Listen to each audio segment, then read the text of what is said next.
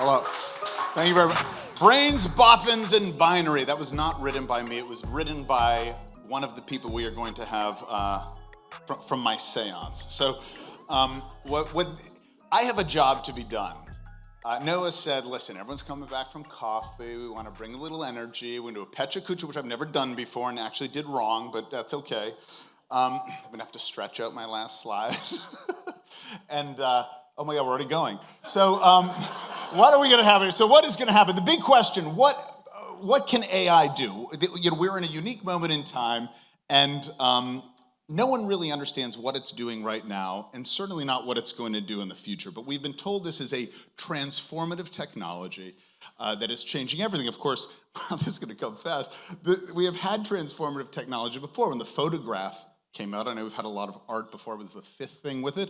You know, we went from Sargent to de Kooning in 50 years. Now, when this was being painted, if you had told this guy that in 50 years this would be the most valuable, relevant paintings on Earth, it would have blown his friggin' mind.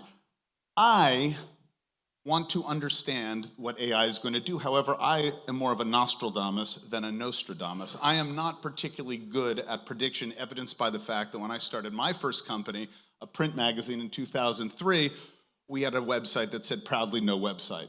So I don't want to be in the position of Michael Palin here, trying to sell a dead parrot to someone and explaining that, no, the parrot is really alive, as John Cleese is saying, this is a past parrot. This parrot is no longer alive. I want to understand where AI is going to bring us and not sell something that is dead, like maybe I felt once in my life. So I have started using AI. I can't believe how fast this is going. I started using AI to jump into it. And the way my use case is I resurrected the great writer P.G. Wodehouse. Oh, Chris, hand out the things. You're getting something. And you can just hand a pile of each thing. Oh my God, P.G. Wodehouse helped me write these emails. I decided to create a seance using LLMs of all of my favorite writers. All right, writers who are personal to me, and ask those writers what the future of AI is going to bring. You have in your hands the output of one of them, the great novelist P.G. Wodehouse, who is famous for his Bertie Wooster character, and of course, the remarkable butler Jeeves, who guides the hapless Bertie Wooster through his life. So this is, when I asked, I loaded up a custom LLM with all of P.G. Wodehouse's novel, or my favorite novels of his, and I asked Jeeves, not Bertie. We don't want to know what Bertie would recommend, but Jeeves, and he gave me back in a great conversation. He's a great guy in a seance to have with you. A memorandum on the proper management of mechanical intelligences.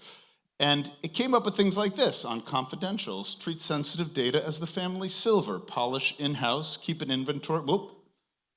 Anyway, it's great. You have the whole thing in front of you. What we have, Noah started Alephic. He is our fearless hero, and named after the Aleph, which is one of Jorge Luis Borges' most famous stories. So I conjured Borges into our seance, and Borges had some of the most interesting insights in our conversation. He really was obsessed with how we were unleashing the possible and how we as humans would adapt to that. Suddenly the imagination would no longer be about creation, it would be about navigation, right? That is a transformation, and what I want everyone to really think about here as we, I'll get to the end of my long time. So my last one, I was trying to figure out who should I do next. At a moment of when I was a little lost in life, my mother tried to build my confidence up, and so she made this, Walter Benjamin, Franz Kafka, and me, great minds of the 20th century. I was on a carousel in Martha's Vineyard, so I resurrected Walter Benjamin. Walter Benjamin, you may realize, or not, is already in culture for his term aura. Walter Benjamin coined the term aura in his famous work, the work of art in the age of mechanical reproduction. Aura farming is all my kids talk about today. These are some examples of aura farming. Walter Benjamin was very fixated on the means of production that AI is using to generate our ideas, right? What will aura be, in the same way that essay was written about the photograph and how it created this concept he used called aura in paintings. Today, with knowledge, where would that bring us? My next writer is Thomas de Quincey, one of my favorites. I bought his first edition of collected works there, those great blue things. Thomas de Quincey was the first drug memoirist for Confessions of an English Opium Eater, but he was also a great contrarian and a great master of language. His point of view about AI, and also much more interesting to talk about, I don't know if you know anyone on laudanum, but it turns out he was an absolute delight at my seance. He has this whole idea of the rise of promptees, a new language. And promptees, he thinks, will be as relevant as other terms like legalese and things like that, and will seep into our language systemically as a kind of new grammar. All of these things that I am ripping through much faster than I would be doing in my mind is that the huge impact of AI is not about workflows. It is not about what AI does for us. It is about, Abraham Heschel, by the way, is quite a bore. But he's a great writer, but he was, I mean, relative to De Quincey and these guys, he was fairly insufferable. But he does have a lovely quote here at the end.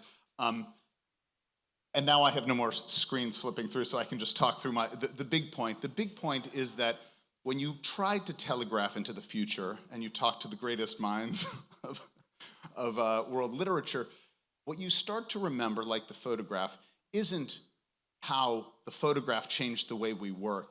It's the way that it changed the way we exist in the world. When that work changes and we no longer find purpose, deliverance, meaning in that work, we adapt, our expectations adapt. That's why non-figurative abstract art is so relevant and important and never could have been predicted, because the job to be done of art changed. And I think we'll be finding that in our language, in the way that we come together, and the way that we communicate. Thank you all.